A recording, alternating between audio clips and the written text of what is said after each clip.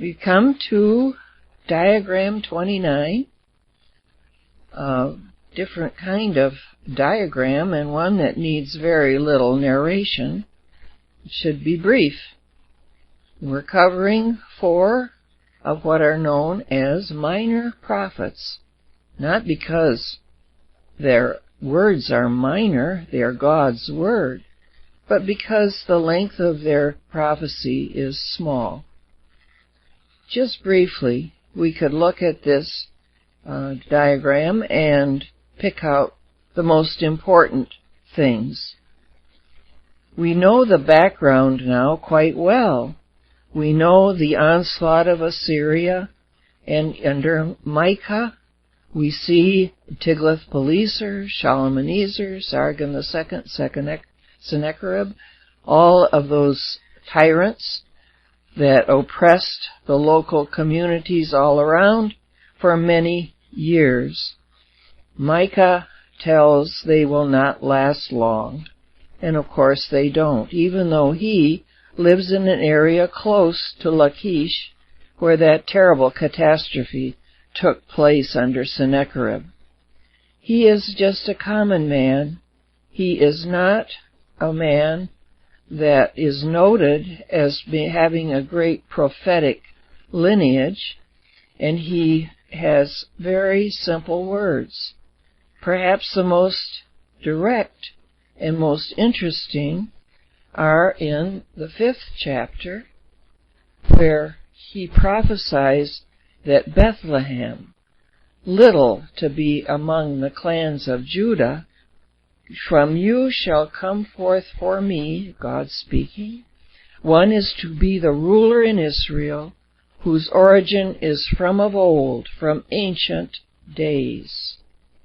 It gives a reminiscence of the Trinity.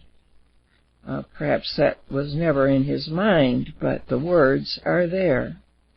Then Zephaniah, a courtier, the great-grandson of Hezekiah, as Josiah the king is also a great-grandson of Hezekiah. And he will try to reinstitute a revival similar to Hezekiah, maybe more thorough-reaching. And Zephaniah does help with his prophecies in that reform. Some princes, leftovers of Ammon and Manasseh, those wicked rulers, he will see prophecies against them. They are false, they are issued out of false gods, they wear foreign attire, they are fat and rich, and the day of the Lord will come upon them and judge them. We are to seek the Lord, and we are to be small before him, no haughtiness. We are to be people of the Anoim, the small ones.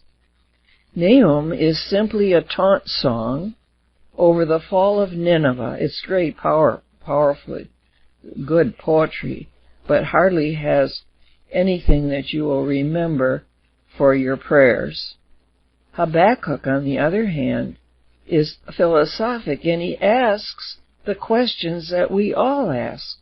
Lord, how long? How long will you wait? How long will you let this go on? Why do you seem inactive? The wicked are used to punish the righteous. Is there anything new in that? Don't we ask that still? And what is the answer?